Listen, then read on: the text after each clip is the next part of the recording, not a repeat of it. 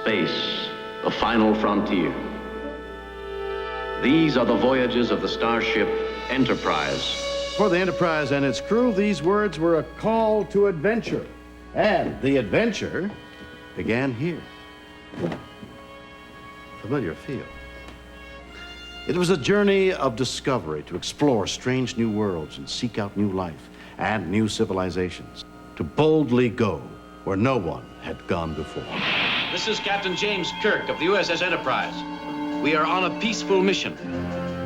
We mean no harm to you or any life forms. Please communicate with us. We're on 1,000 planets and spreading out. We cross fantastic distances, and everything's alive. Life everywhere. We estimate there are millions of planets with intelligent life. We haven't begun to map them. I'm in command. I could order this. But I'm not. Because Dr. McCoy is right in pointing out the enormous danger potential in any contact with life and intelligence as fantastically advanced as this. But I must point out that the possibilities, the potential for knowledge and advancement is equally great. Risk is our business. That's what this starship is all about. That's why we're aboard her. Roddenberry, inspired by Captain Horatio Hornblower, created Captain James T. Kirk, a courageous explorer, a lover, oh yes, a skilled diplomat, and a warrior philosopher.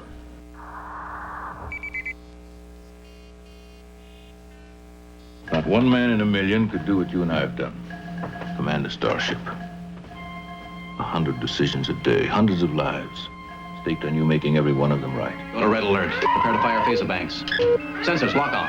I get my hands on the headquarters genius that assigned me a female yeoman. What's the matter, Jim? Don't you trust yourself? I've already got a female to worry about. Her name's the Enterprise. I think we're due for a pickup.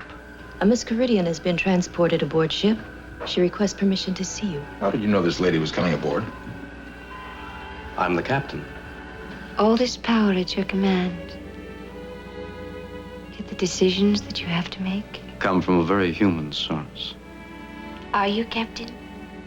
Human. You can count on it.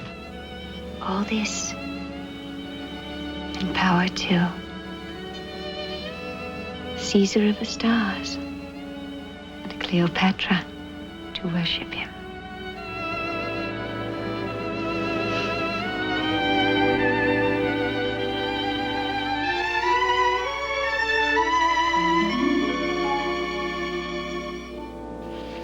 Unfortunately, not all alien life forms understood the peaceful nature of our mission.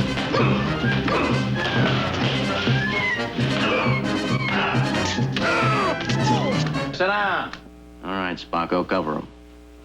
Now listen, sweetheart, the Federation's moving in. We're taking over. You play ball, we'll cut you in for a piece of the pie. You don't, you're out. All the way out, you know what I mean?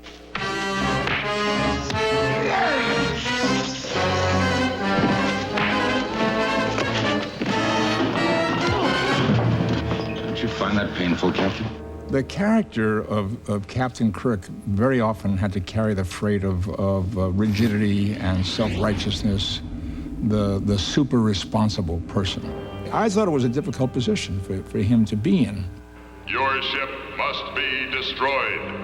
We therefore grant you 10 Earth time periods, known as minutes, to make preparations. There must be something to do. Something I've overlooked. Chess. When one is outmatched, the game is over. Checkmate. Not chess, Mr. Spock. Poker. Ship to ship. This is the captain of the Enterprise. Since the early years of space exploration, Earth vessels have had incorporated into them a substance known as corbomite.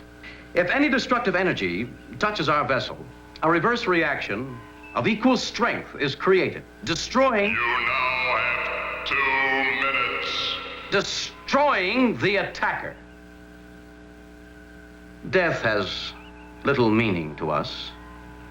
If it has none to you, then attack us now. 5, 4, 3, 2, 1.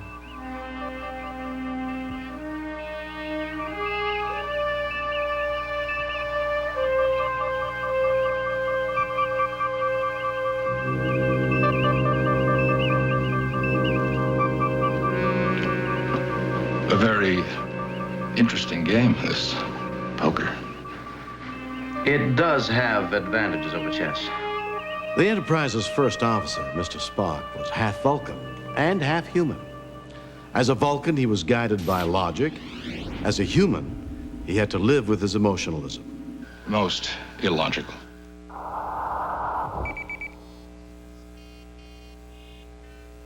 I thought this was going to be a very interesting character, a very interesting challenge for an actor to play this character with an internal conflict like that, being half alien, half human. True, Mr. Spock, you're the most cold-blooded man I've ever known. Why, thank you, Doctor. It's what makes you right and a trained psychiatrist wrong. Because she feels. I don't. All I know is logic. Fascinating. Fascinating. Fascinating. Don't say it's fascinating. No. But it is interesting. It's also a very human condition. Most humans deal with this internal issue all the time. This control of emotion or living with emotion or dealing with emotion versus what Spock, of course, would call logic, or the intellect in general. You must turn command over to somebody else. Only you can give your father the blood transfusions that he needs to live. Cannot dismiss my duties. Duty? Your duty is to your father. I know. But this must take precedence. If I could give the transfusion without loss of time or efficiency, I would. Sarek understands my reason. Well, I don't. It's not human. Oh, that's not a dirty word. You're human, too.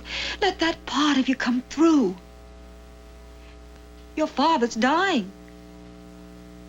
Mother, how can you have lived on Vulcan so long, married a Vulcan, raised a son on Vulcan, without understanding what it means to be a Vulcan?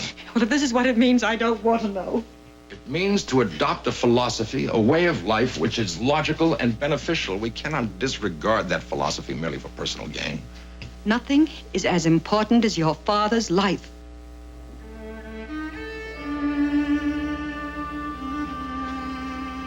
If being Vulcan is more important to you, then you'll stand there, speaking rules and regulations from Starfleet and Vulcan philosophy, and let your father die, and I'll hate you for the rest of my life. Mother. Oh, go to him now, please. I cannot. That was a logical, responsible thing to do. But from a human emotional position, it was very, very difficult and painful. Great source of drama. What to do? What's the right thing to do? And you, Sarek, would you also say thank you to your son? I don't understand. For saving your life. Spock acted in the only logical manner open to him. One does not thank logic, Amanda. Logic. Logic. I'm sick to death of logic. Do you want to know how I feel about your logic? Emotional, isn't she? She has always been that way. Indeed. Why did you marry her? At the time, it seemed the logical thing to do.